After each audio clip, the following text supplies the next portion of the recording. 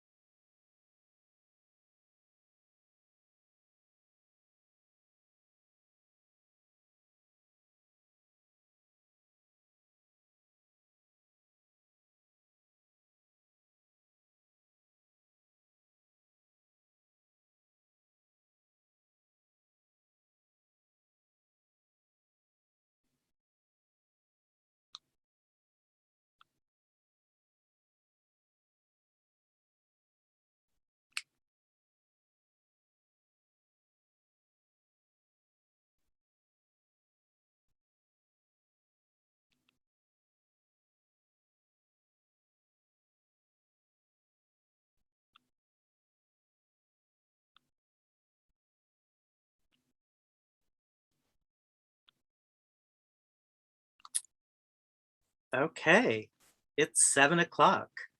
Welcome everyone to Conjuring the Sacred, Poets of the Diaspora. My name is Greg Newton.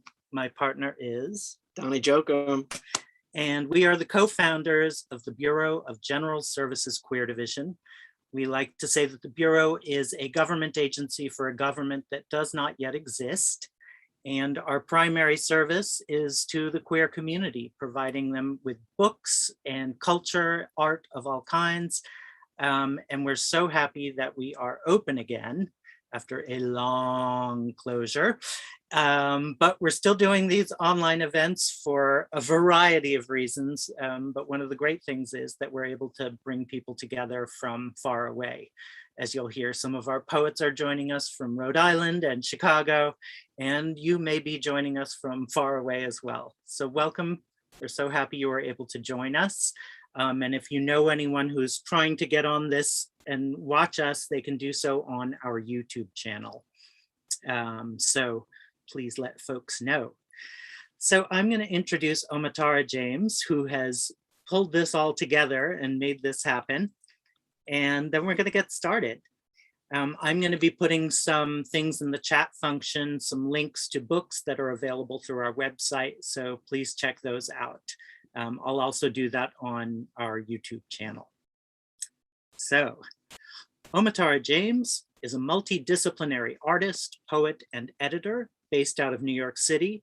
Her debut poetry collection is Song of My Softening, slated for release in 2022 with Alice James Books. And I'm going to put a link in the chat function in a bit so you can pre-order that from the Bureau, which is a great way to support us.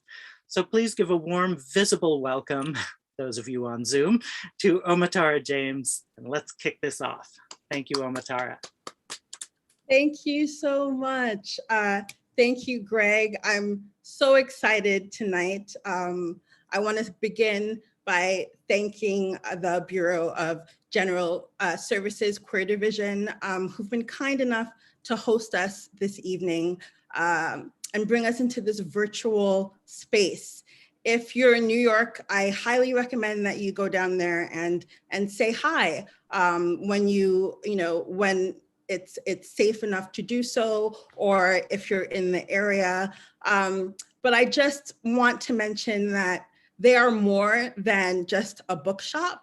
I really feel like you both help to maintain the word and the archive, and you create this lovely space that's necessary to so many queer writers. And I just wanted to thank you for that. So thank you. And also, I would be remiss if I did not mention the generous support of the New York Foundation of the Arts in collaboration with City Artists Corp grants. They have made this reading and program possible, and they're why we're able to join in the Zoomiverse today. So thank you so much for your support. And let's begin. It's my distinct pleasure, honor to welcome you to our event, Conjuring the Sacred, Poets of the Diaspora. First and foremost, I want to thank you, each one of you, friends, colleagues, writers, for being here in this virtual space and audience. It's a lot. It takes a lot to kind of slow down and come out of ourselves and our everyday thoughts, worries, adventures. And anytime we stop what we're doing to congregate, it's really special. So thank you for being here and for taking that time. So why are we here tonight? Why these poets and why this reading? Well, the Pan-Africanist activist, writer, and maybe most importantly, a cricket aficionado, Cyril Lionel Robert James, also known as CLR James. He wrote that the process of revolution is essentially the process of people finding themselves. And so I've been meditating on that word, like, what does revolution mean anymore? Like, we say it so much, and what does it mean today within the context of the news, within the context of family, and loved ones. What does revolution mean? And when I think about CLR's definition, the process is essentially the process of revolution being essentially the process of people finding themselves. I think, yes, absolutely, that's what poetry is. We're here because in poetry, we do find ourselves, we locate ourselves within the framework of others. We find our truth within the truth that exists in other poets, other writers, other loves. And so this individual truth, this communal truth is intrinsic to who we are and how we relate. So tonight we're here gathered in the presence of truth seekers. That's why we're here. People who utilize their intellect, their life experiences, and their language deliberately and artfully. And I say artfully because I'm trying to remove the word master from my vocabulary, so I didn't want to say masterfully, but who use their talents to reimagine and to recreate revolution. When Kemi writes, "First you slave and shiver and shuck and die for heaven's around back gate to budge loose at the bent speck of you," I find myself. When Candace writes, "I count the blues, ephemeral shades of storm's wake, and I shined navy, and oil slicks iridescent blues." Yeah, okay, I find myself. When Gbenga writes, "Glory of dark horses running furiously inside their own dark horses," I locate myself. And when Romeo writes, "No one hides from water," the poet writes, "I am always inheriting the fear of all that is lost." I find myself. I am grateful to be here with all of you today because I grow more sacred in this knowing, in this finding, when we are able to locate ourselves in each other and vice versa. That's where we find the magic, because that's where the magic is created. We make magic out of the language of one another. So thank you for gathering with us here today. And with that, I'm going to stop talking and I will introduce our first reader. I'm going to take a sip of water. Okay. Our first reader, Gbenga Adesina, is a Nigerian poet and essayist, the author of Painter of Water, a haunting meditation on intimacy in the face of war and historical violence, which was selected by Kwame Dawes and Chris Abani for New Generation African Poets series.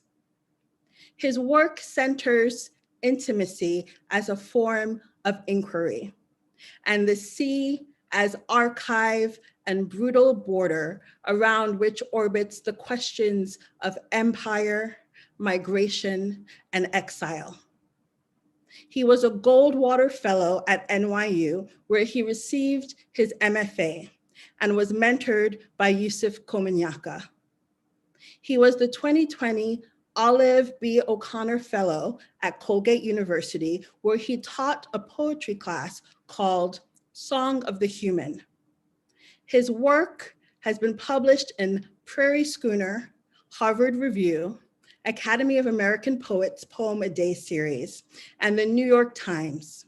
He is winner of the 2020 Narrative Prize. It's my pleasure to introduce to you Gbenga.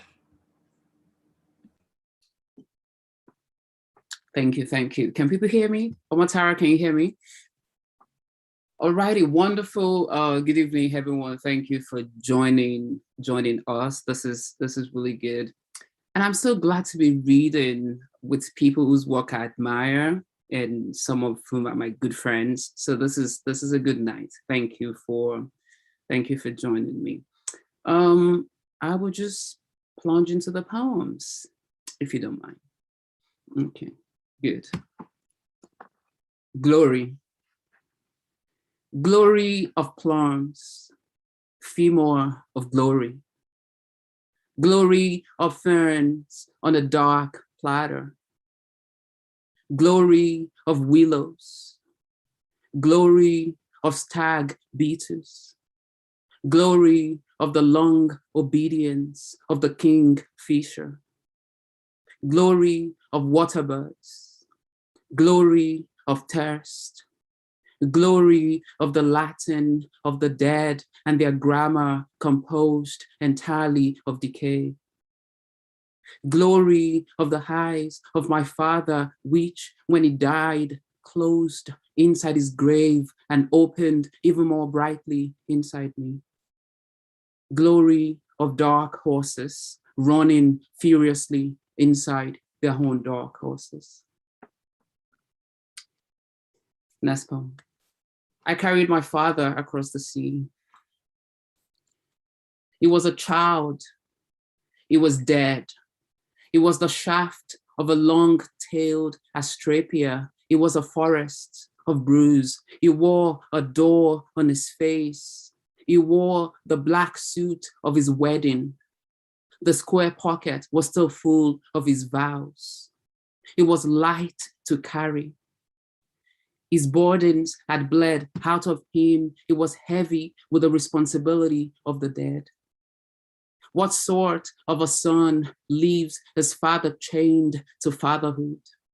I lifted and propped him up with my frame. I measured the length of him with my length. The feet stuck in sea sand, his weak knees, his arms gripped my sides. As the currents rose, the collar on this broken neck flared into a float. The gash the surgeon's knife left on his head became a halo. It signaled in the dark. I put my nose to his nose. I put my finger in his mouth. I tied his IV tubes, now a human gill, around our waists and swam in the vein of the water. Look, as fiends in the waves said, a son carries a father. Death is not silence. It is where I hear you most clearly. What sort of a son leaves his father's body chained to the dark grievance inside the earth? I carried my father on my back. I felt the bracing inside his afterlife heart on the skin of my spine. He wore his face as a door he promised to open to me. He bled out his vows. Alrighty. This is called Ode to What I Do Not Know. Ode to What I Do Not Know. Two animals, doe-eyed, sleek across the road into the femur of the night. Their feet learn the reptile skin of earth, dark roots, and the tethering of dream. I wake up away from myself. The fast animals of my eyes crouch through tickets into a sky-colored beach where I suddenly look up and see that my tongue is a country of birds. This water tastes like a snake to taste itself. Water says, you know, I have never tasted of myself. I do not know myself. On a morning radio show about lines and colors, a man phoned in.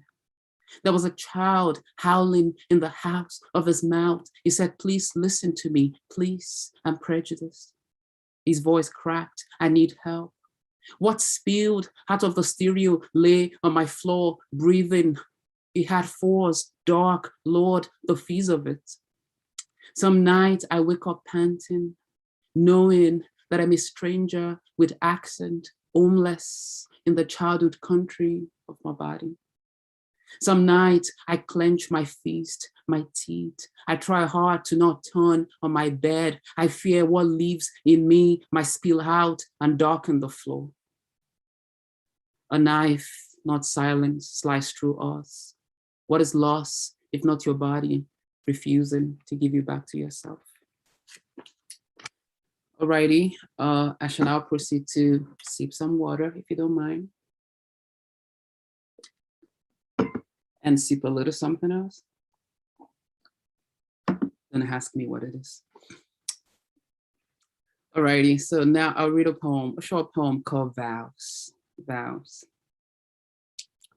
When my father fell into himself and the waters within him broke their vows, she wilted to half of her cup.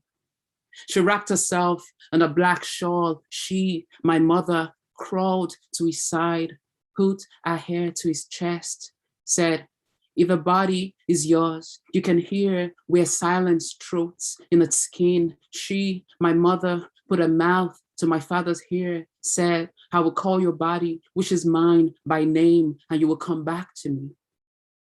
How can a body, the whole length of which you once traveled with your tongue, close itself to you? When he, my father, closed his eyes and breath, and his body had become a bridge he left behind on the journey, and they wheeled him down the stairs, she sprang after them. She cried out, my name is inside his tongue. I need to get it back. Alrighty, let's see what we have here. Okay. So most of these poems are about grief, their family history, you know, in metaphoric ways. Also in some ways, they're poems written under the shadow of exile, exodus, migration, which is a generational thing. My generation is presently engaged in their act of thinking about the country, about the home you might have lost.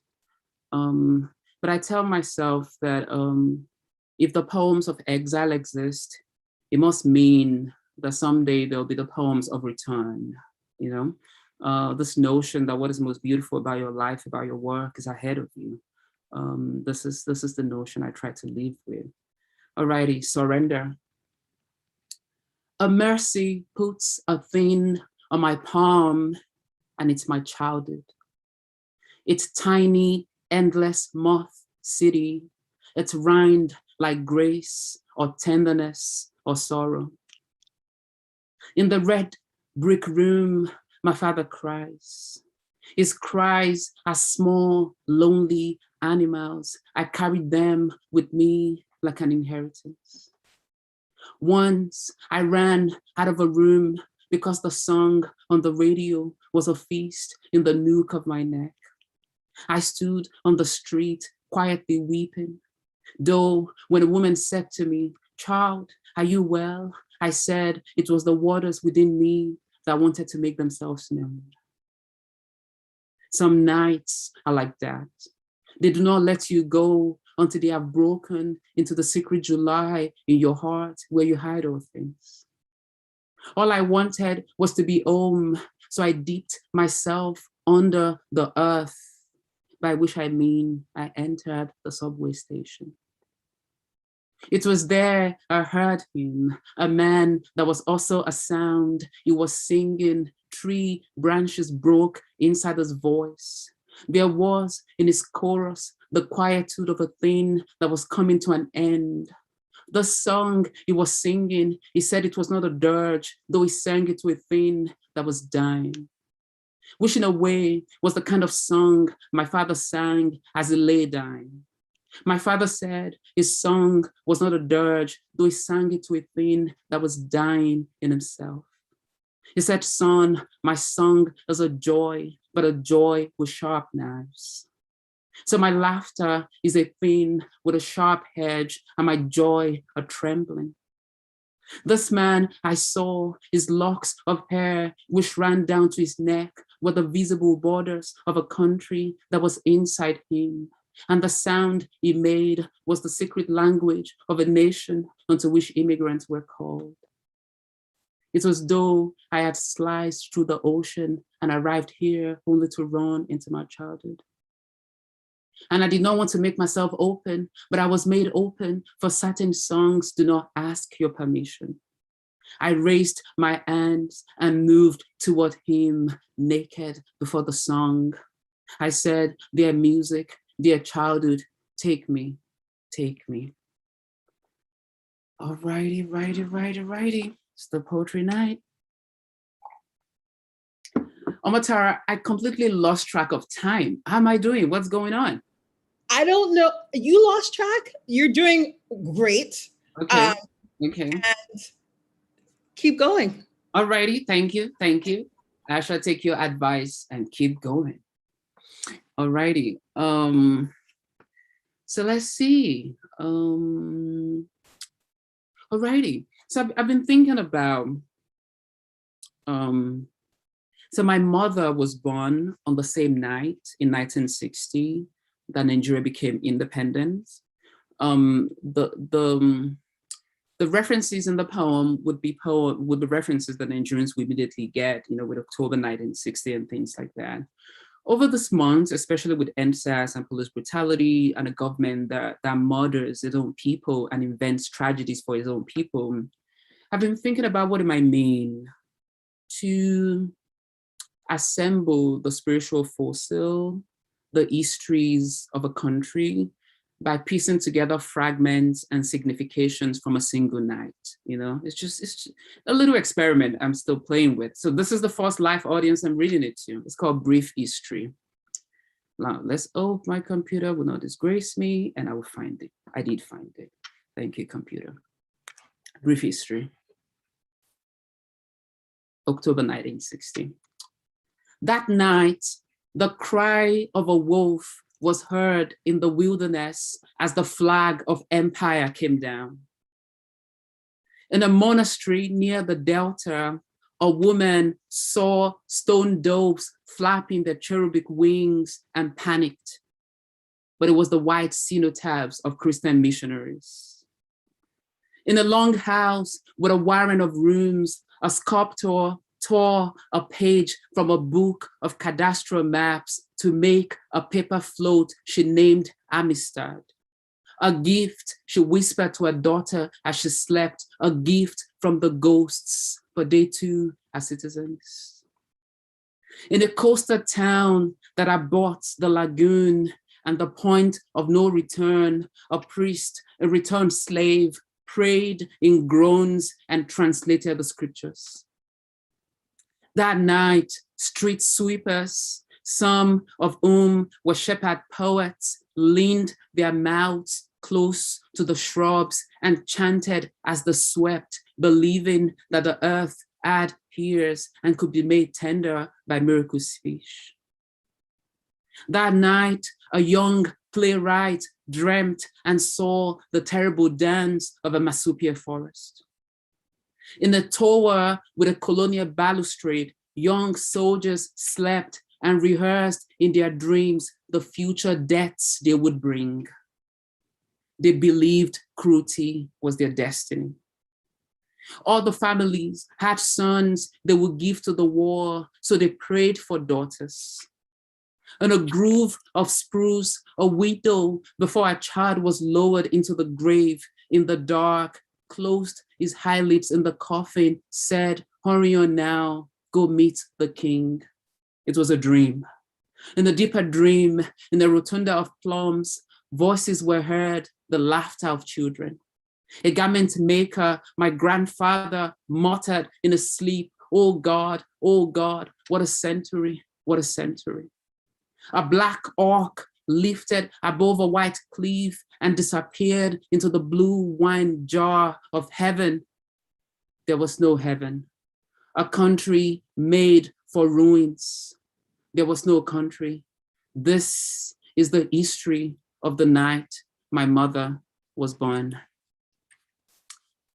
All righty. So I think two or so more poems and I'll be out of your face for the good. Thank you for coming out. Omotara, thank you for bringing us together again. It's so good to see people. I see friends in the house. Thank you for coming. You could be elsewhere doing things. I'm so happy. I'm going to take a sip of my other thing. Don't ask me what it is. So I think I'll just read 2 more poems. Is 2 more poems good, Omotara? 2 more poems? Okay, good. 2 more poems. These poems are from a long time ago, right? But I'm among friends tonight. So I thought, let me go back to the beginning, or at least these beginning among multiple beginnings, okay? So I'm gonna read 2 poems to you from the very beginning, way back. All righty, this is called How to Paint a Girl. I have not looked at this poem forever, but I'm gonna check it out right in front of you. How to Paint a Girl, How to Paint a Girl. With him, you come to learn that when a man is called to paint a girl, he paints all of himself. His tiny songs are the floss in her hair, the tulips on her blouse are the stories his sisters told him on the half night long ago in the lost country of music. With their half falls and follicles and buds and brown twigs that speak more of withering things. The tiny sigh, the one you almost didn't see, the silence in her eyes is the night his mother died while he fought rebels in the Nigerian army. All right, in my last poem for the night, I thought we should end it with love, I feel like we should end it with love, why not? We need a lot of love right now. So this very small poem, which I've not looked at in a long time, it's called How to Love, How to Love. Alrighty, How to Love. I'm gonna end with this. Again, thank you so much for coming out. Thank you, friends from way back. Thank you, Omotara, for hosting us. Thank you some of my students who came because I threatened to fail them. Thank you for showing up. I mean, that's a joke. Thank you everybody for coming. I appreciate it. How to Love. This is how you love in war. You put a bit of yourself in salt and water, and you feed it to him. You make his hands write a map that softens the night on your cheeks. And then you open a tiny follicle in his eyes and you say, Silash, Silash, Silash being your name. So that when the city slips out of your hand and becomes the fire you and your son are running from, E to the south and you toward the north, you will pray your last, knowing your son will leave with your name singing in his eyes. Thank you so much, friends. It's been a wonderful time. Thank you.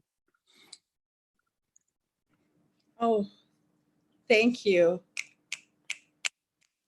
Gbenga, you really have me about to pull my book, just so you know. I'm about to pull it. That was brilliant. And I feel like I just relearned how to be a poet again. So thank you so much. I could listen to you read forever. Thanks for starting off the night. And we're gonna keep this energy moving forward. Yeah, this is great. I'm so excited. Have you ever had that kind of like out of body experience where you're excited, but you can see yourself being excited? Like that's what I'm feeling like right now, and grateful. So our next reader and poet is Kemi Alabi. Kemi Alabi was born on a Sunday in July. The author of Against Heaven by Grey Wolf Press, out in 2022, selected by Claudia Rankin as winner of the Academy American Poets First Book Award. Their work appears in Poetry, The Atlantic, Best New Poets 2019 edition, The Breakbeat Poets, Volume 2, and elsewhere. And please look up all of our poets if you're not familiar with anyone. Alabi is co-editor of the Echoing Ida collection by Feminist Press 2021 and lives in Chicago, Illinois. It is my pleasure and honor to introduce and turn the night over to Kemi and their beautiful poems. Thank you. Thank you, Omotara. This is such an amazing reading. I was so honored to be invited. You actually invited me as I had just finished an anthology called A God in the House, Poets Talk About Faith. I don't know if anyone out here has read it, but so it seems like perfect timing. And I'm going to be bringing some of the quotes from that anthology into this reading. I'll start with a quote by Gerald Stein, who says, "As far as faith is concerned, mine was not a faith in anything divine, unless the salvation of an oppressed people or oppressed peoples can be called divine." And I found that very instructive. I consider the sacred a process of recovery and reconnection as a Black queer person living in the American Empire. I am the child of a Black American mother and a Nigerian father. I grew up in Wisconsin, going to my uncle's Baptist church on Sundays, sometimes Tuesdays, and I would watch with awe and even a little jealousy as all of my pewmates would catch the spirit, weeping, writhing, being saved. And I'd also watch in confusion as they would be regularly reprimanded from the pulpit, blamed for their own poverty, too much drinking, fucking, sinning to have the prosperity that God gave others. So I spent a lot of my life trying to hold on to a sense of the sacred that doesn't also annihilate me or blame me for my own suffering or keep me obedient to my oppressors and alienated from my own power. And you'll hear some poems about this tonight. There are 5 title poems in my upcoming collection, Against Heaven. I'll read 3 tonight. And the first one emerged in July 2020 when America erupted with uprisings. And the filmmaker Tourmaline tweeted, I'm going to put the tweet in the chat, "When we say abolish police, we also mean the cop in your head and in your heart." So this is the first Against Heaven. I used to pray to a man-faced God, kept his whip beneath my bed, set alarms for daybreak lashings, pressed white cotton to the flay, made flags of the blood soak, raised them from my window, called this worship, dreamt heaven a jury small as a county where nobody looked like me. Winged bailiffs plucked my cuffs to trap my cousin in a hot coal cage, called this roulette freedom, licking my raw wrists. Witch kill blew my tatters down, peeled me to the blackest jade, remothered me to the squad car blaze, loot and shard my siblings now. Witch kill, forgive me. I feared the devil's prison, Miss Faith, the sheriff in the sky. Why? Witch kill, forgive me, family. I miscountryed, our swarming anthem of my only homeland. Heaven and hell are the same empire, half-slipped, gasping, clutching our hems, ungoverned by the lie, with fists and flames, we cleave.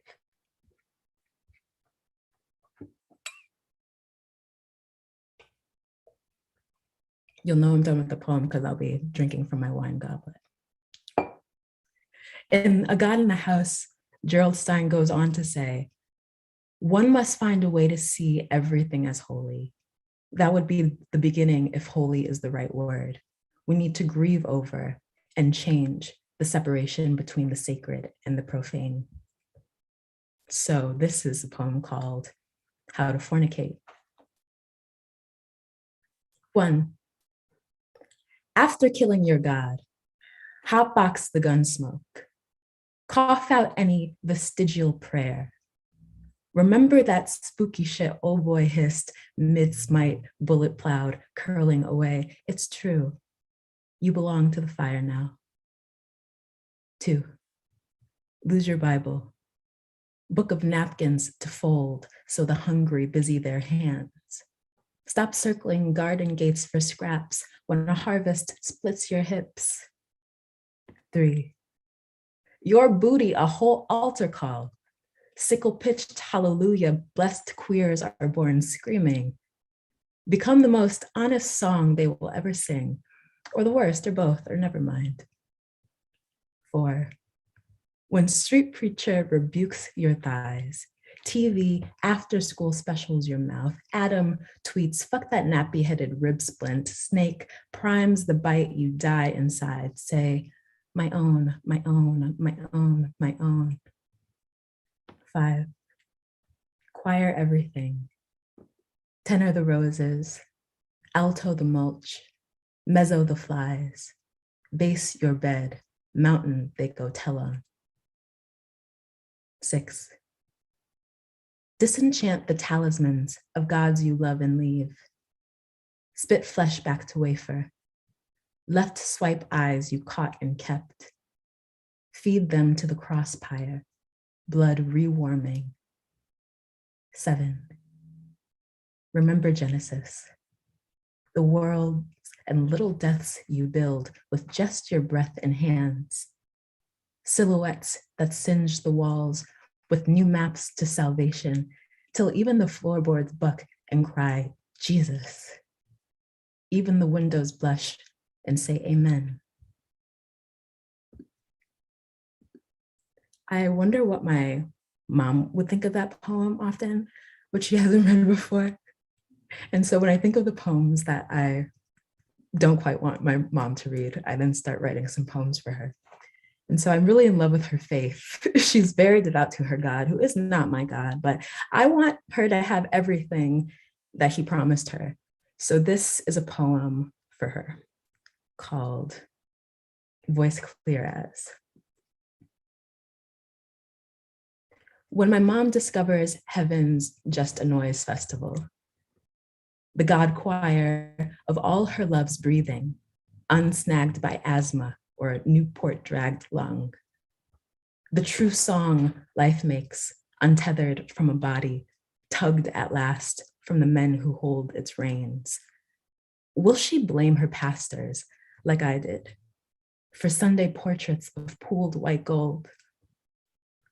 Will she miss the wooden flute of her body, mourn the day's corner propped, cloaked in dust, too pious to disturb the room's skin cells and stray hair with her sound, snapped awake at the nightmare of a slip fringe, the private note sung aloud?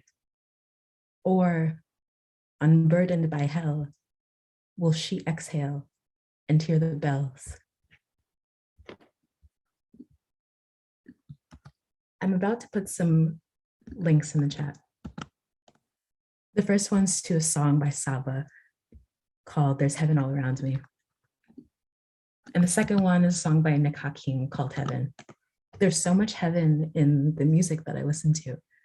And so I started writing more against heaven poems that were in conversation with songs I thought held the concept in interesting ways.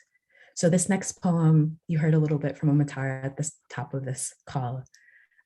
Each line starts with a line from the Saba song, There's Heaven All Around Me, and ends with a line from Nick Hakim's Heaven, What If Heaven's Right Here. Against heaven. There's earth, amethyst, cherries in heat, trees drooling sugar, midnight's blue song. So what heaven? That kingdom hold by a coy god's touch, where green and the river began? If all Father tells it, first you slave and shiver and shuck and die for heaven's around back gate to budge loose at the bent speck of you. Lies, no doors, no lines, look right. Me and mine kissed alive, greening. Curl up and chime against us. The river's born here. And what do me and mine do after we're kissed alive? This next poem is called We Would Hex the President, but. We would hex the president, but our bloom game too strong. Altar stays, red candle, cinnamon lit, sweet flicker cracking into prance. Stays, portal door warmed ajar, spell flung darkward. Would, but we so black we lightless. No mirrors. So touch sound food, our cedar smoke, drum kicks the body back to gospel. Drum sticks the body smacked in mouthfuls, the room perfumes with our funk bright wild. Would, but our skin yams. Plush mothers cackling, juice dripping, and this just our first slow branch ascending. Would, but neighbors to dine and unstranger, root bind into kin, a nation of misalphaed wolf carcass to climb through. Would hex their new head, that never man, rot reeking the soil. But who'd feed these seeds? That wet orange howl, just compost slime, returning. The sky glows red candle, air soots and sludges darkward. Still, our funk bright wild, block by block, our tangling.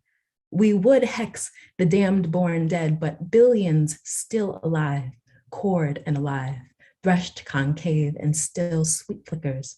Would, but who needs these feasts?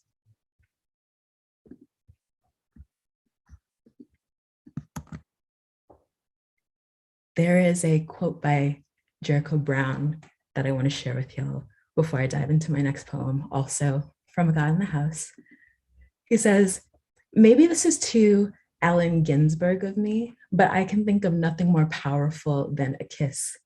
What would happen if world leaders kissed when they had their big important meetings? Not war, I assure you. If we think of a kiss this way, is a kiss not the same as a prayer? And so this is another Against Heaven, this time with two different songs. The lines begin with a line from Sade's Cherish the Day. If you were mine, I wouldn't want to go to heaven. And it ends with a line from Belinda Carlisle's Heaven is a Place on Earth. Ooh, baby, do you know what that's worth? Ooh, heaven is a place on earth.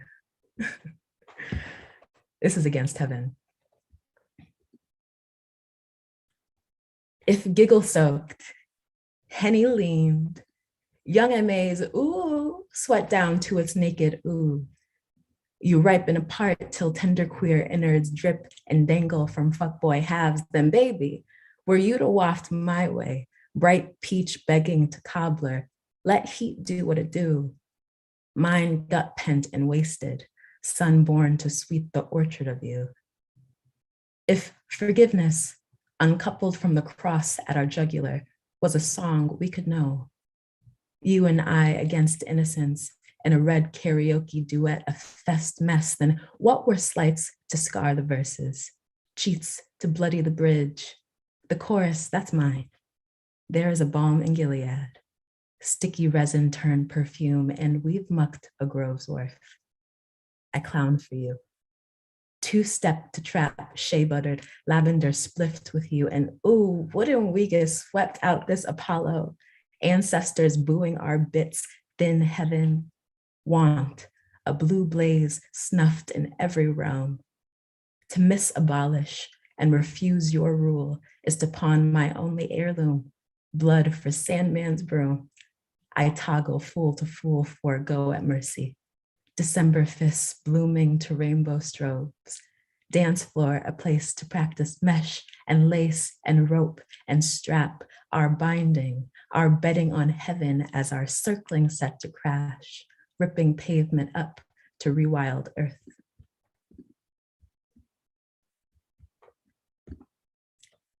I think I'm gonna read one more. I think I'll just read one more poem. This last poem I'll begin with a quote from Jane Hirshfield, who said, "I began to believe the only sin is distance, refusal, all others stemming from this. Separation from others, separation from self are close to the root of suffering." I studied philosophy, and Descartes famously posited that the mind and body are separate. And so this is a wedding, or what we unlearned from Descartes, which is, to me, a prayer that I wrote for myself. Beloved, last night I doused us in good bourbon, struck a match between our teeth, slid the lit head lip to chest, throat zippered open and spilling. Our union demands a sacrifice. Take my masks, my wretched, immaculate children, sharp smiles bored with cavities, braids thick with hair slashed off lovers as they slept. The masks grew limbs and danced, so last night to the fire, plank pushed, cackling as they bubbled and split. Then dreamless dark, then mercy, somehow morning reached for me. Sun found us swaddled in sweat-proof sheets, gauze and salve while night wore off. Oh body, always healing despite me. Oh body, twin spy, tasked against my plot to rush the dying. Guardian of the next world's sweets. Yes, I'll lick the salt. Yes, I'll wait our turn, because today we hold hands, mother each other, bathe in warm coconut oil. Our union, our long baptism, oh body, all I forced you to know of thirst. Yes, body, you are owed a whole lake. Yes, body, I'll kiss our wrists, hold them to our ears, and spend our days losing to the waves. Thank you.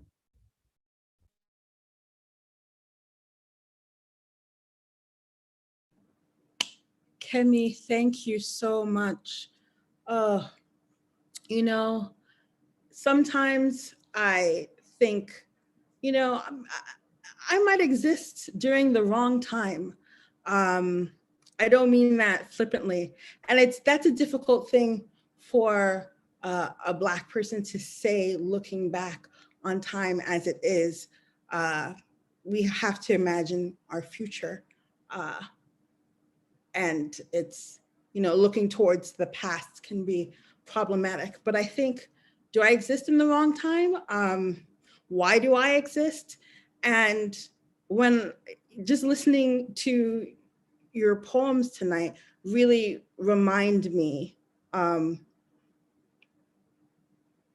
why I exist at this time, and the work that I have to do, and the work that you're doing. And I'm just so grateful. I'm really grateful. Thank you for sharing your poems. And I'm also thinking too about what Gbenga said earlier about you know, the poems of exile also being the poems of return, and what that means when we find kindred spirit in each other's work, you know, that return. So very grateful to be here. Oh, I'm too tender for all of this poetry. Why did I pick 4 of you? Okay, so we're going to continue in gratitude. So excited for our next reader. Really quite giddy. Romeo. So Romeo Oriogun is the author of Sacrament of Bodies, a finalist for the Lambda Award for Poetry. He currently lives in Ames, where he is an Innovation Fellow at Iowa State University. And I'm very much looking forward to your words, Romeo. And with that, I'll turn it over to you. And I just have to stop for a moment and just say, just looking at your faces, I know we're in the Zoomerverse, but I feel like you're all here with me in my little studio apartment. And I just feel so much gratitude on this Thursday night. I could fracture into a million pieces. So thank you. Oh, anyway, first of all, I just want to say it feels so just so beautiful in a very spiritual way to be here. You know, it's I keep thinking of the first time I saw Gbenga, which was in Nigeria. Was it 2016? He had just won an award, and we're sitting down in an open park listening to poetry and just having wine, or was it beer? I can't remember, but it just felt like so at home. And now we're here in this like Zoom world, reading poetry and all of that stuff. And even you yourself, Omotara, and Kemi Alabi, whose work I really, really love. And it's kind of like a delight to hear you read. So I'll start with a poem that means a lot to me. When I left home in 2017, I traveled through land to Accra, where I stayed for a year before coming to the US. And I think about when I was talking about exile, I was thinking about the loneliness that exists in exile, and that aloneness that sometimes we really don't talk about, because sometimes like, well, why are you complaining? Back home is more worse, and what of the things people say, I don't know, but yeah. So I'm going to start with a poem that calls It Begins with Love. In the fishing village, a man whispers, let no body bloated and gone find its way to my boat. He gives thanks to the wild, to the ant running from his sandals, to the vulture standing over the roadkill. Romeo, the day begins with love, I tell you. After a long night, after the rain, after the sleep of hibiscus, the world opens its hands to sunlight. There is time for everything. For the child down the street struggling with his clarinet, for the laborer kissing his wife's belly, for the newborn seeing color for the first time. It begins with love, I tell you, even prayers. And I have stood in the middle of a field amidst the gaze of antelopes. I have prayed for thunder, a rod on my head. I, who lived for 10 months without a friend, whose sole fear is the world so full of love, so full of loneliness. I have panicked, wondering if to hold a drowned body is to hold a part of myself. And across the open field we hear it, a fisherman's rescue call, another body washed out the river. We run toward it. It begins with love, I tell you, even burial. The hand covered with sand, a crown of seaweed. I walk to him, a song lifts me, oh me, spells in death, spells in life. In the strangeness of villages, I suffer. What else is there to do? I think, like a lot of people who I have talked to about the NSAS protest in Nigeria that happened last year, especially people who live in the diaspora, I feel like there's this like very huge guilt in which we all share. And I say this especially people that come from the city I grew up in, which is Benin City, in which even as a child, we knew what it means to be seen by a policeman. And I was talking to my friends who live in Europe and Italy and Germany and Spain, and there's this profound loss that I think we all shared, that something has happened and we're not there, and that the country has moved on, and somehow we're still stuck in the past. And I think that as I was thinking about it when I wrote this poem, it's called The Revolution is Over. And if I come to you, there'll be no mountain between us. I will not hide in an uncompleted building with walls covered with algae. I'll hear the young speak to the man on the podium, our leader who slept as army trucks roll into Lagos, killing those who woke the night in protest. I have no patience for the language of cities. I was never raised in one. A proper child of road, I was given nothing, I wanted nothing. There is no good that comes out of consciousness, only pain. The awareness that many will sleep hungry tonight, and those whose graves testify against policemen will waken us. The antelopes are dying. Last night, a manatee was killed in shallow waters. The Conservation Agency will print 1,000 flyers and act to save the animals. I have witnessed this. Again and again, people would find a way out of hunger. And if I come to you, it is to witness chaos. There will be no peace on the television. A crew will walk the streets. The traffic warden will wave it through. The women will chant as it runs through muddy roads. And if I come to you, there will be a gun in my hand. I, a coward whose poems have taken root in another country, what can I offer to blood, to those whose mourning is sorrow? I left the country and the country left me. From afar, I saw history got out of a broken down bus. I saw the young hold its hand. Do not mention my name. I hopped on a plane and took to the skies. The days have gone, the months are here. The man who lives in my mirror is no more. The revolution is over. The roads have been cleared, the burning toll gate quenched. And if I come to you, there'll be a gun in my hand. There'll be no one beside me. I have become a poet of the past. What is there to say? What would the fate be?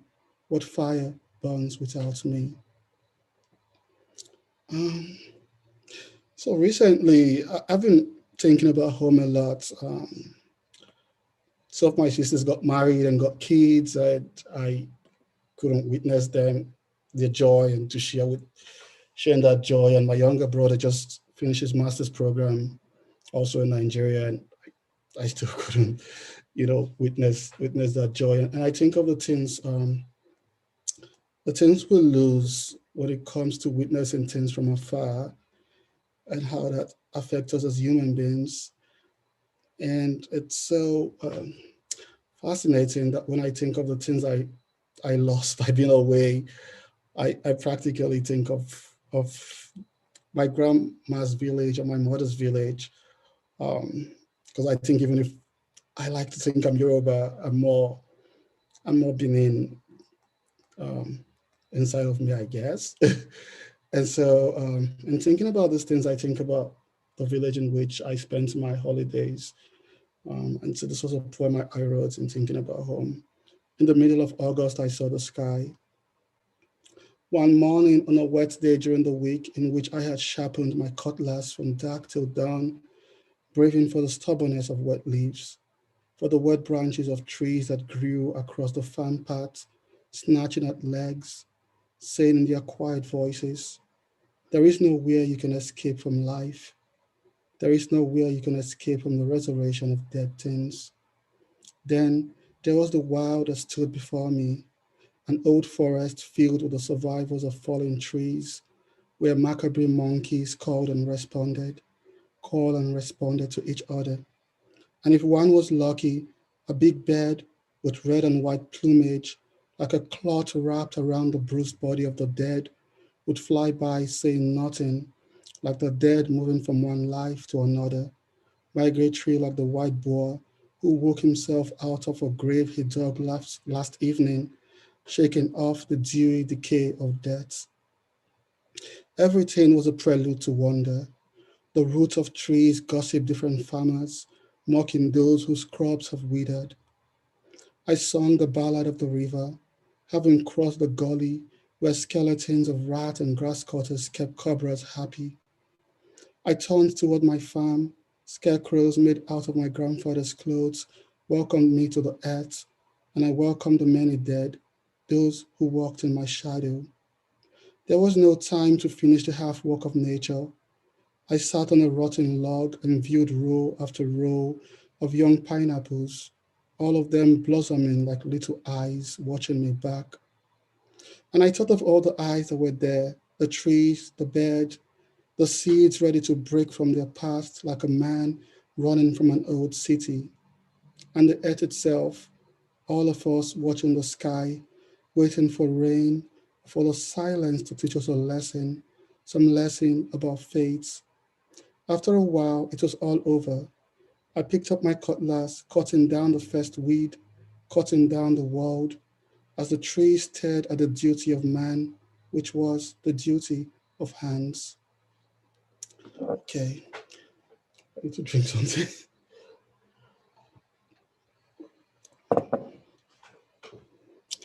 I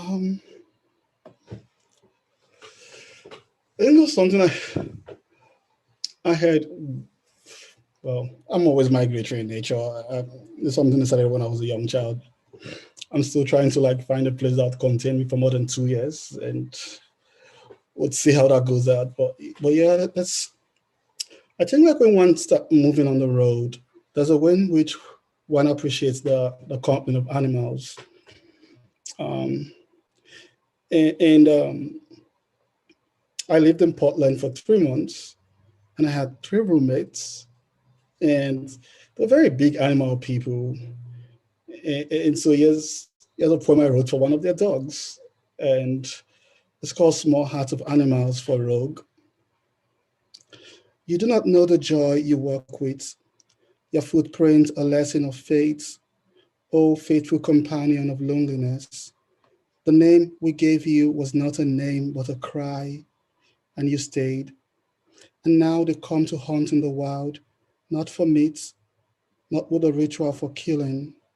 This blood I return to the ground is my blood. This animal trapped and waiting for the knife is my body. Yeah, we take only the things we need. Yeah, we bury the animal dead from old age. The world has no true language for beauty. They do not know the name we have for hunting is mercy. Their rifles are powerful enough to stop a heart in seconds. Oh Lord, they pose with the dead, they smile into their cameras, they stand and say, look what my hands have rendered useless. When they leave, a million flies will sing the dead to decay. Faithful shadow to my days, dog and friend, do your eyes grow heavy from all the carnage? On some nights I walk under the sky, heavy with stars, with you always by my side. How much love do you carry in your little heart? On the television, they mention the names of the dead, rhino, elephant. They say poacher, but not murderer. They say we're burying the carcasses. How many years does it take bones to bloom into an animal heavy with flesh?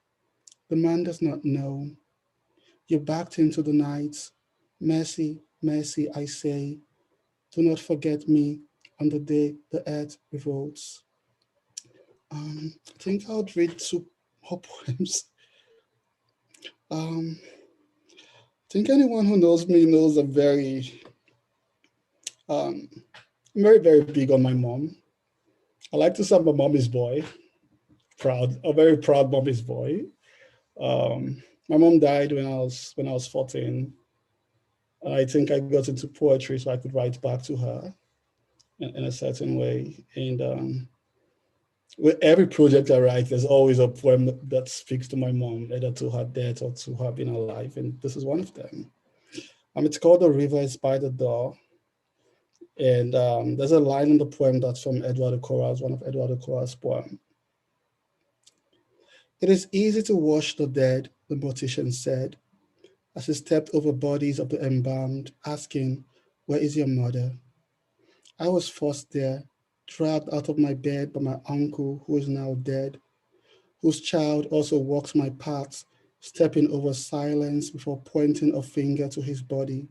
Here lies my father. The same way I pointed to my mother's body, only I couldn't say the words, so I was spoken for, redeemed out of silence by the benevolence of strangers. And the mortician asked, do you want her washed or will you do it?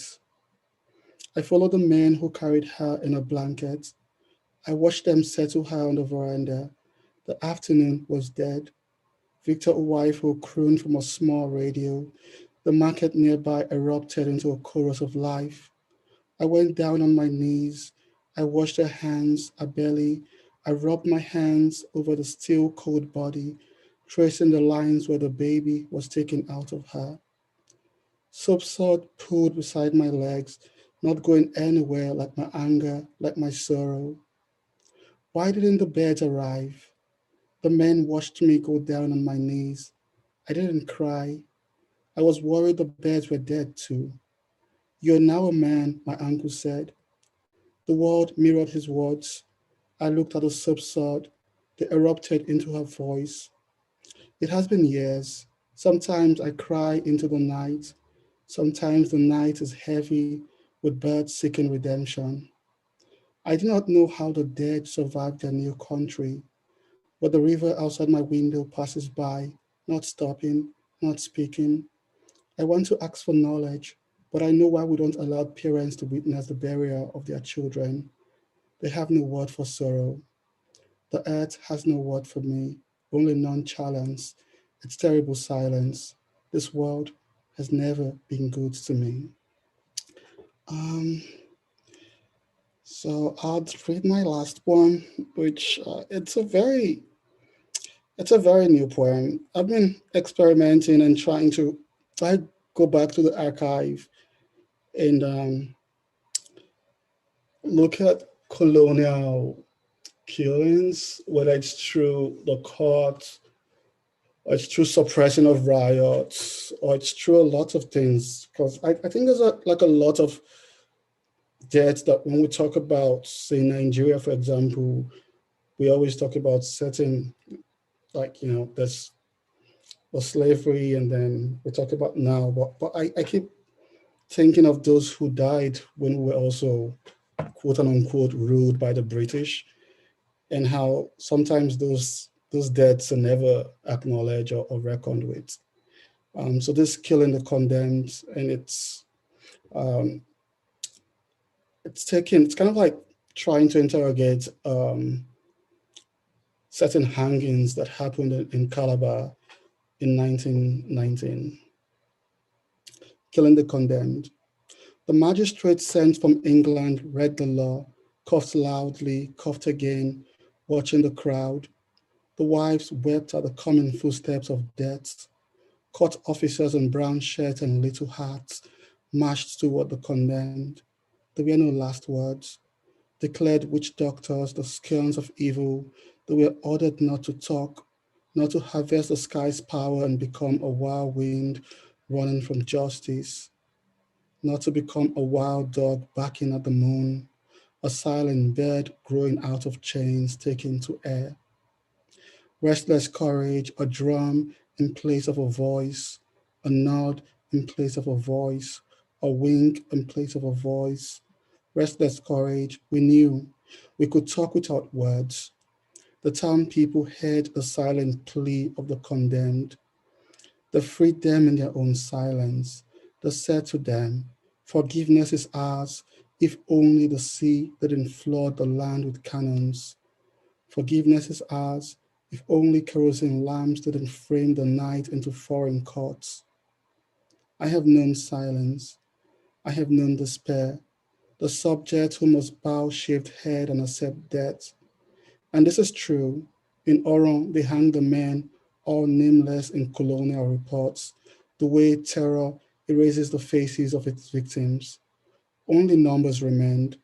8 hanged in Eket district on the 22nd of April 1919, 10 on the 23rd, 14 persons hanged in public, 14 hanged in Calabar, all found guilty, another 55 convicted of murder. There is no end to dying. The dead lingered in our memories, in archives where the accused had no counsel, no jury, only condemned on reports guided by those in power.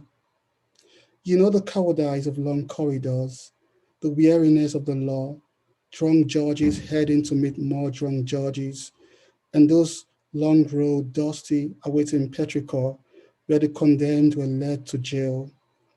Awaiting the news, they sang the night holding the freedom of sounds. Blackbird in the colonial archipelago of distrust. Blackbird drowning in water. Blackbird feathered and whipped. We have listened to the masquerades that gathered in the anthole.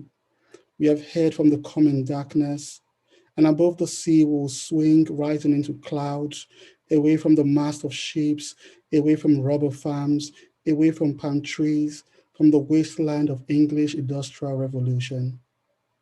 In the morning, the town gathered. Chickens ran around the town square. Piglets wandered across gutters, searching for teats of existence. And beyond the people, a court officer read the charge, then the verdict, ordering the public to stay and watch, for no native is stronger than the queen, no witch doctor will summon a marvelous death. And they died, people in the trees of Calabar province, with a semblance of bats, large fruit bats swinging from trees. They died like broken snails, crushed necks, crushed shells. The timber that would become a chest stump was their anchor of departure. The women in their homes sang the songs of burial.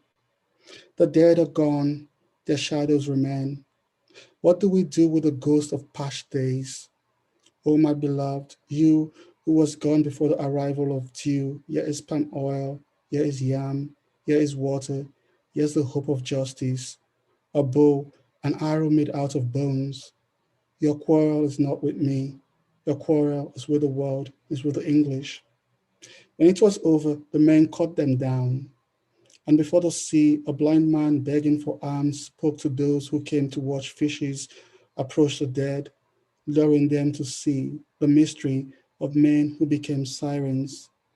The blind man spoke, saying, the time will come when those who speak against the will of power will be pruned like leaves off the eucalyptus, and those who remain will be made into a battering ram, hauling, hauling.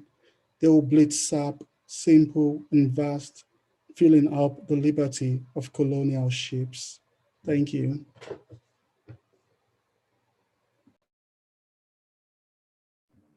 Thank you. Thank you, Romeo. You know, the art and the archive, right? Without the archive, there's no acknowledgement.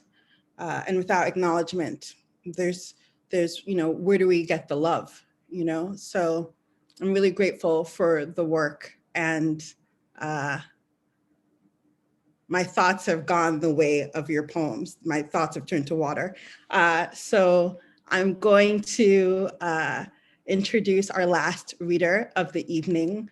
I'm so excited for Candace Williams. Candace Williams is a Black queer nerd living a double life. By day, they're a middle school English teacher. By night, they're a poet. Their chapbook, Spells for Black Wizards, was a 2017 TAR Chapbook Series winner, published by the Atlas Review.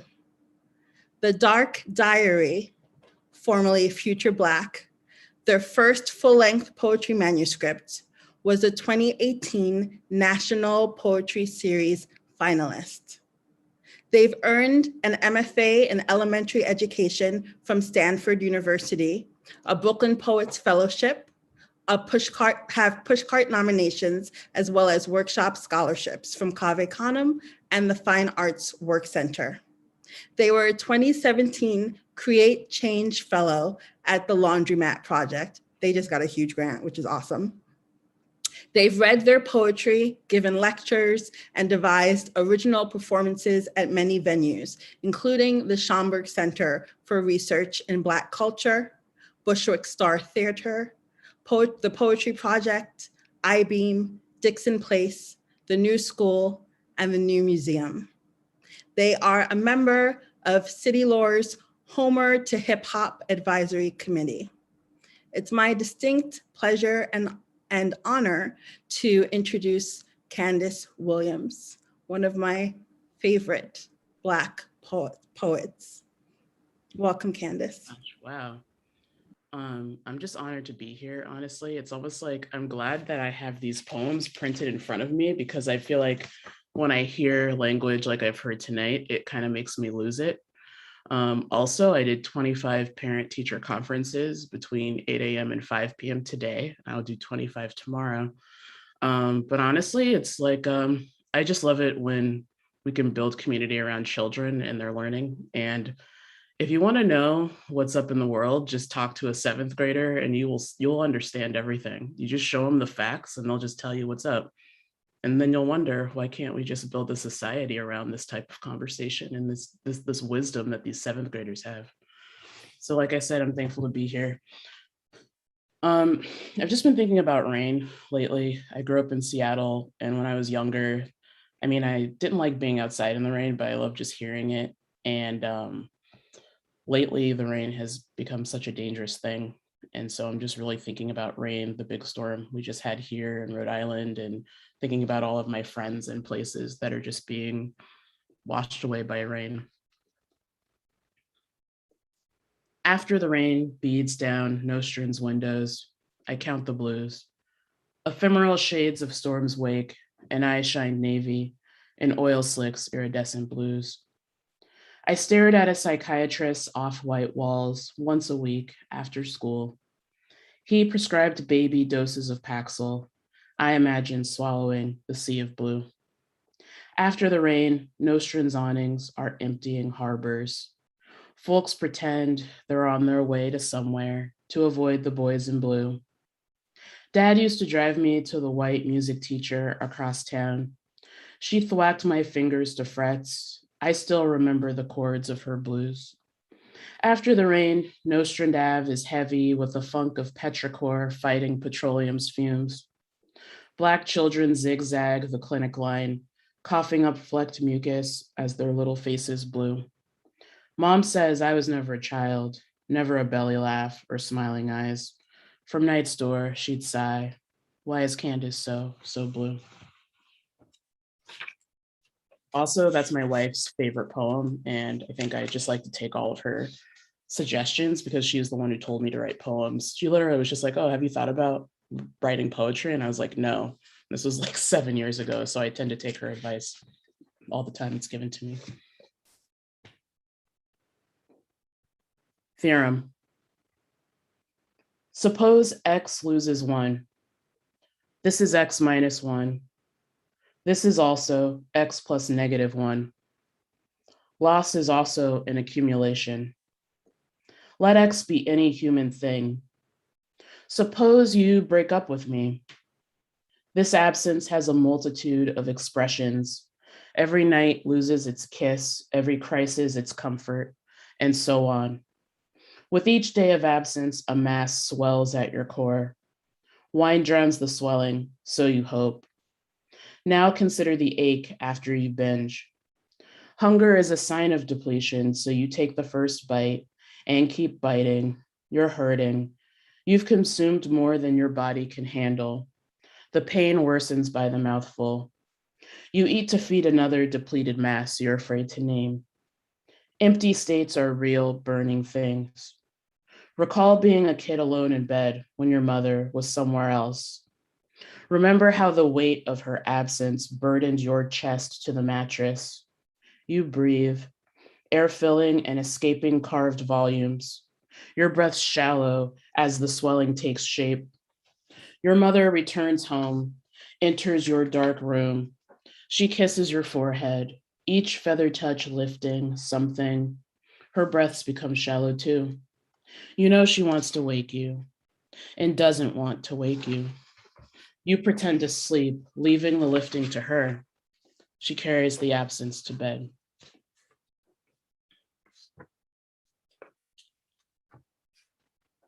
I'm just really thankful that I get to talk to my mom every weekend on the phone. And we're at the age where both of us can cackle at the same things. It's really sweet.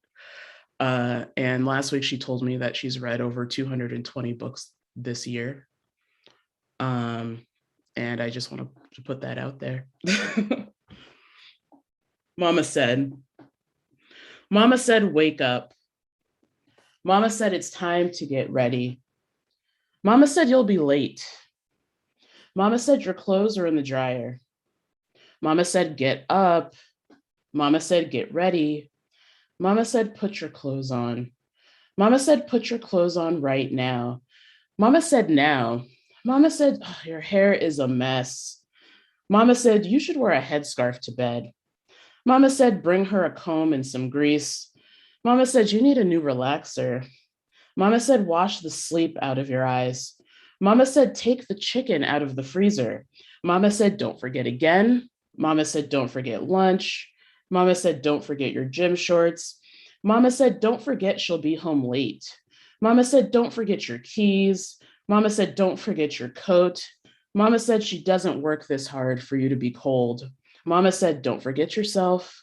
Mama said, you forgot the chicken last week, and if she has to go to Popeyes again, you aren't getting any. Mama said, wait until the car warms up. Mama said, find good music. Mama said she'll never understand people who listen to prank calls on the way to work. Mama said she'll take Patti LaBelle over Babyface any day of the week. Mama said, you look exhausted. Mama said your math teacher humiliates you on purpose. Mama said, keep your head down and your pencil up. Mama said, we work twice as hard. Mama said she works late to save for private school. Mama said, you'll get in. Mama said, you'll get in. Mama said, you can't walk into school crying. Mama said, take a deep breath. Mama said, blow your nose. Mama said, there are tissues in the glove compartment. Mama said, you can't be everything at everything. Mama said, you'll be there in 2 minutes. Mama said, summer is almost here. Mama said, you'll sleep in. Mama said, you should splash water on your face before you go to class. Mama said, we're here.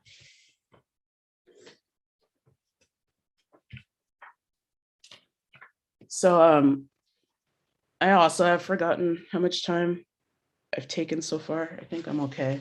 I'm going to read a few just older poems that I have, and then I have something I've never read out loud. Well, I've read it to my wife and my dog, but not to other people. So I'm super excited to read that. This poem is really about so many things, and we're talking about what's holy. And people don't know this about me, but my family were Jehovah's Witnesses for a few years growing up. And it's interesting to think about how that impacted me.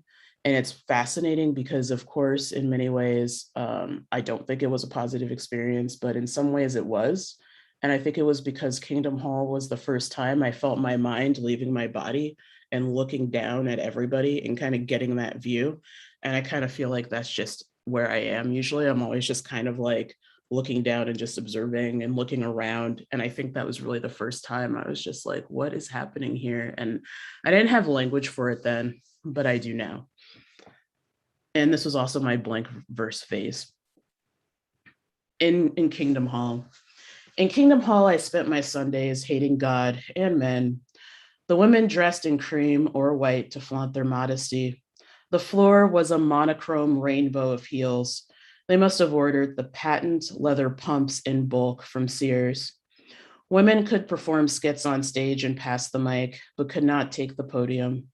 The men, in whom the God of glory stashes all the power that is not in heaven, all the longing that is not of Satan's sway, and all the wisdom that is not above their heads, were draped in gray and black. The congregation prayed, opened ochre books, and flipped to a melody approved by the society. Marches like "We Are Jehovah's Army" and "Guard Your Heart" blared from a worn cassette. The elders filled 90 minutes with lecture while children raced to find every verse.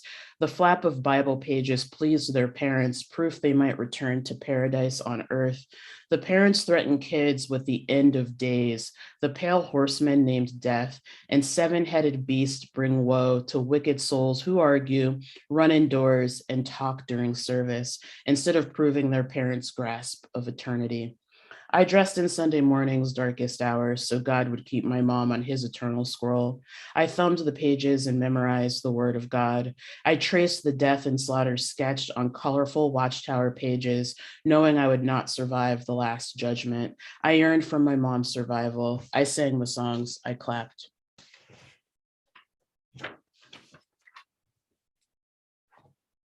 Omotara, how much more time do I have? You have time. Like, I know. All right, we'll figure it out. Yeah, like 5 minutes. Okay, cool. So I'm gonna read a short poem and then I'm gonna read some of the new work that I've been developing. Desk lunch poem. I eat out leftovers at my desk because being a Black woman who can always be found working is the only reason they let me eat. So I'm an erasure poet, and one of the worst experiences I've ever had is the fact that I had to read The Heart of Darkness and The Congo Diary 3 times, once in high school and twice in college. And I think that there are Black children around the world who are being denied basic resources and time because they have nothing to say about Joseph Conrad. And I have so much nothing to say about Joseph Conrad that I knew that I had to erase him. So in the early days of the pandemic, I took my pencil and the same volume actually of Penguin's Heart of Darkness and the Congo Diary, and I erased it into the Dark Diary. And I'm going to read part 1. This is the first time I've said it out loud. It just got published in Foglifter the other week, but it's nice to hear that, you know, people beyond my wife and my dog will hear it. The Dark Diary 1. The day was ending in stained light, the west glowing white without rays, without heat, sudden death by touch of brooding men. A change came over the water. We looked vivid in August light. As the phrase goes, terror-nosed ships bear the sword. This stir of light is a lurid glare. There is nothing mysterious, hours of work, a casual spree, a whole continent, the shell of a cracked nut. The glow brings a haze, misty halo, but darkness was here. Darkness, the color of kin, of order. White is a bundle of cold tempests, exile of death, death skulking the air. Darkness survived the awful climate, the traitor savagery, utter savagery, fascination, abomination preaching in European clothes. Efficiency, devotion to efficiency, account administration, a squeeze, brute force, an accident, the conquest of the earth, sacrifice. We understand the effect of light on everything. A pitiful kind of light invading your homes, just a heavenly mission to civilize you. A white dream, vast country, a company, fresh departure. I wouldn't have believed myself, but Black is asserting self-respect in some way. The white man expects all kinds of opportunity, grass growing tall enough to hide the bones. They were all there. Black men, children, the cause of progress, whited sepulture. We were going to run through vast white, its light, a heavy, pale. I found myself again. I am Black and young, walking back and forth, guarding the door of darkness, knitting black wool for the young and the dead. I said yes, produced a thing. I have a little theory. My country shall reap from my possession. My observation was not typical. I was also one of the workers. Light is such rot. I ventured queer. Feeling came to me. I was an imposter, almost Black, fringed with white, ran straight like a ruled line, sun whitish with the white idleness of a passenger. My isolation seemed to keep me from the truth of things, mournful, senseless delusion, a momentary contact with reality. You could see from afar, white bodies, faces grotesque masks, intense energy and excuse for being there. I saw the mouth speaking English with great precision and considerable bitterness. I wonder, what becomes God? A reach, a waste, evacuation, continuous noise. Sunlight drowned all this. I came back Black on the face of a rock, Black and file balancing time, Black force at work seeing white on the path, white men being so much and not particularly tender. I've had to strike and to fend off. I've had to resist and attack. That's one way of resisting, counting the exact cost of life blundered into. How insidious the devil, a vast artificial hole, the purpose of which is philanthropic desire. I discovered my purpose, Black against light attitudes of pain and despair, Black shadow fed on unfamiliar food, free as air, the Black flicker in the depths of the orbs, sister phantom in every pose. I didn't want any more loitering. I made haste, set off toward dark eternity. I began to write again. The noise stopped at the door. The agent was bent over books, making transactions, the sound of a bell in a Christian country. White men retire at the end of speeches that originate nothing, as though it had been a door opening into darkness surrounding truth, waiting patiently for the passing invasion. Various things happen. Cotton bursts into blaze. I approach the glow dark. I found myself hissing ruin of government. The only real feeling was desire, a singleness of purpose. Who says that? Lots of them, some even write. I interrupt the new gang of virtue, the same people who sent light to produce opportunity. The hissing ascended moonlight's brute transgressions, telling the manager, gesticulating, discussing the mysterious reality of concealed life, the hurt, the deep sigh, the false idea of disposition. This papier-mâché Mephistopheles poked in. I did not try to stop him. The wreck hauled up on the shore, the smell primeval mud. White man jabbered about himself, a menace who strayed here. A confounded God knows his fiend. You know, I can't bear a lie. I want to forget Europe and the rest of the bewitched pilgrims. Do you see the story? It seems to me I am trying to tell you a dream, a commingling of absurdity, bewilderment, a tremor of struggling revolt, a notion of being captured by the very essence of light, glittering, disturbed, the bad habit. The pilgrims empty every rifle they lay hands on, charmed brutes, a charmed life in the moonlight, glittering empty, a gutter. They never tell what it really means. I suppose white purpose is a clattering sleep. My dark figure obscures the lighted doorway. I did not know of any reason why we shouldn't. There came an invasion, an infliction, a visitation in white installments, an absurd, disorderly flight of loot, of innumerable stores. They were lugging a raid against equitable division. Human folly made the spoils of thieving sordid, reckless, cruel, without courage. They seem aware these things are wanted, tearing treasure out of bowels of their desire. No moral purpose. Burglars break into safe enterprise in poor neighborhoods. I had given up worrying myself about their morals of work.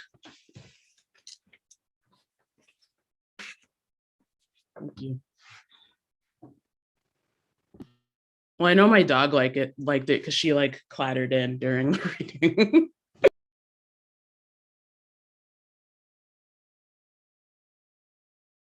Oh, when you said thank you, you meant thank you? Okay. Done. Wow. Wow. That was extraordinary. Thank you. I can't thank you enough for erasing Joseph Conrad. It just made me think, why didn't we think of this sooner? I just really, yeah, I mean, I'll give you my prompt. You probably know what it'll be, but please erase stuff that's terrible. Yeah, absolutely. Thank you, Gbenga, Kemi, Romeo, Candace, for sharing your magic with us. Very briefly, I would like to just, speaking of prompts, what is magic if it's not shared, right? So there's been so much generosity tonight. I would love to share one of the favorite prompts of mine I use when I teach. And usually I'll use this prompt toward the beginning of a creative writing workshop because it's a prompt that I developed off of a Vivi Francis prompt.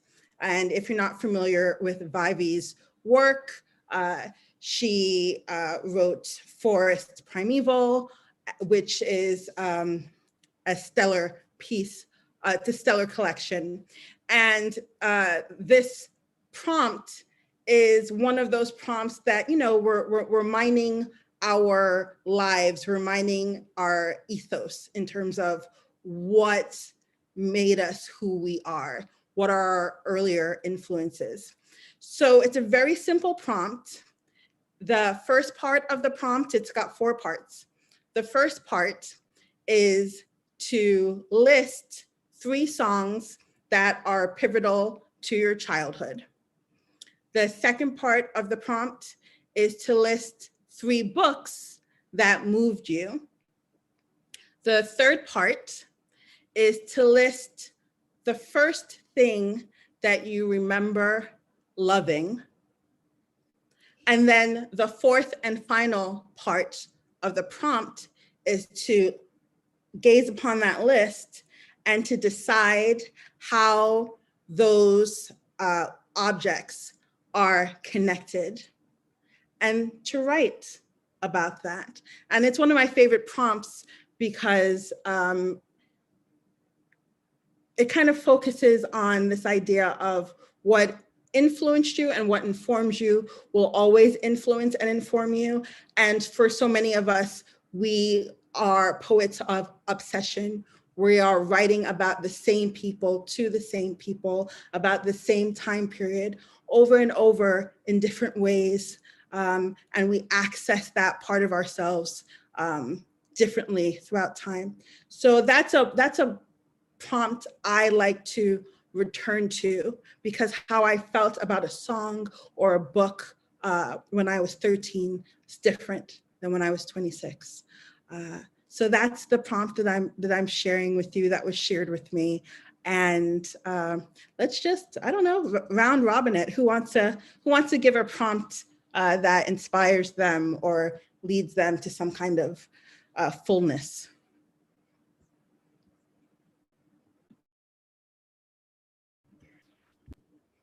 Candace.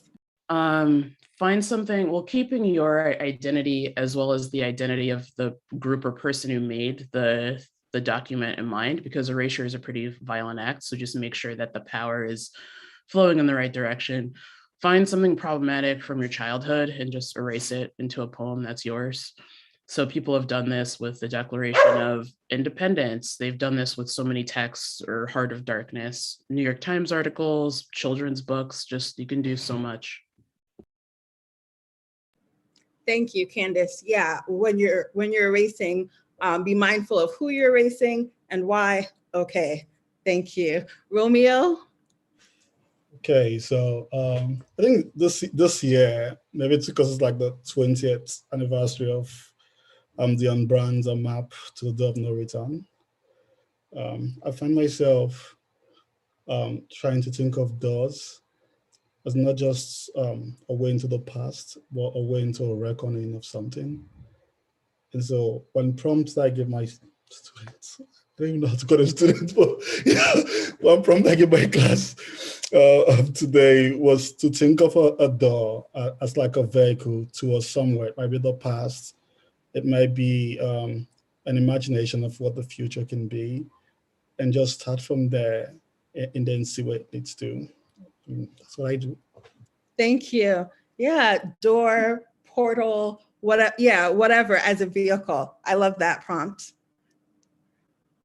Okay, I guess I am going to be the teacher and the professor this evening. And our next person giving us a prompt would be Gbenga. Alrighty, I mean, this is fire. Thank you, everyone. Omotara for bringing us together, Kemi, Romeo, and Candace. Candace, I've had to read The Heart of Darkness twice this year. Oh. So you were saving me. What? Yeah, twice. Wait, why? Thank you. What you should come and join us in this page thing. Also, do you really need to read it twice? And also, like, the quality is not my favorite. Just when you read it over and over again, I'm just like, why is this so popular? I don't get it. Which is why you want to read it twice to say what is going on. Every Black person needs to read that book just once as torture, and we're done. We paid penance. I don't know what think writing 3,000 word essay on that. It's anyway. So thank you, Candace. That was good. I will read what you just read 2 times, in fact 3 times. Thank you. Prompt. I mean, at a very basic level, this helps me. It struck me that I've never published either of them. But when I'm feeling lost in the world, and I suppose it has to do with exile in some ways, I generally would just try to describe in very specific ways the face of my mother. And what I tell so I have this folder of all of them because I do it across the years, it's an exercise. The only thing I tell myself is that you cannot repeat words. You cannot repeat the description from last year. So you have to, engage with our face this year, this month. You might want to do that. Another prompt I love, and I've been doing that for years now, maybe 7 years now, with my student, with myself, is to write a love poem for something or for someone you haven't forgiven, right? Again, I've done so many of them and I've never published them because that's what the prompt does to you. It's in the thorny places, the difficult places, the things you can't yet say out loud. So love poem for someone you haven't yet forgiven, just put it in your journal. You don't have to publish it. I've never published mine, but thank you for a marvelous night. Thank you. Oh, thank you for those brilliant prompts. Go to your archive. And the first one, I always love a prompt where you have to innovate and that you can return to. So the idea of doing like a portrait prompt and then doing it again, but you can't use the same words. Innovation, right? That's the heart of poetry, making what is unspeakable somehow, creating, conjuring some kind of language out of that. Thank you, Gbenga. And last but not least, Kemi. This has been phenomenal. I am so filled. So my prompt, this is actually something that a prompt I created for myself that I've been writing towards. There's the quote, absolute unmixed attention is prayer. Absolute unmixed attention is prayer. And the prompt is to interrogate what snatches your attention most throughout the day. Be honest, because my poems be like, oh, okay, Instagram. So make a list of what truly has your attention throughout the day. With that list, decide what is each item the god of. Together, what heaven would they make? Would you get in? Would you want to? Okay. Those are questions I will be asking of myself another evening. All of these prompts are amazing. Thank you. If someone said something and you didn't quite catch it, no need to fear. There will be a recording of this reading on the YouTube page. Okay, on the YouTube page. Yes, it's it's automatically going to stay on our YouTube page. Okay, great. So you could just head over there for it. And I'll keep the chat. Okay, great. And just to wrap up, gratitude, thanks, prayers, blessings, warnings, a conjuring. I couldn't be more grateful. Thank you for joining us in this space. And I hope we provided you with a little something that you needed, something outside your frame of reference or something that you've been interrogating for a long time. Thank you again to all of our poets for your time and your grace. Thank you so much to Bureau of Queer Services. So grateful for you, the division. And thank you to all of you for showing up. That's it. That's a wrap.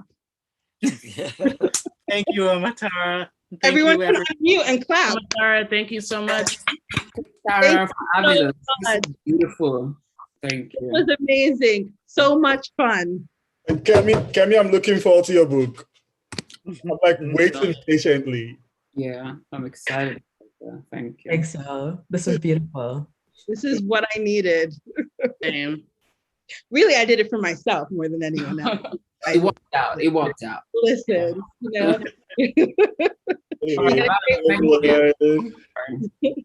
Bye, everyone. Bye. Take Thank you care. so much. Bye. Thank you so much. Bye. Bye.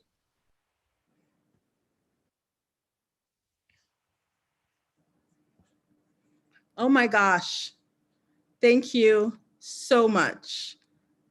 You're so Oh my God, that was beyond.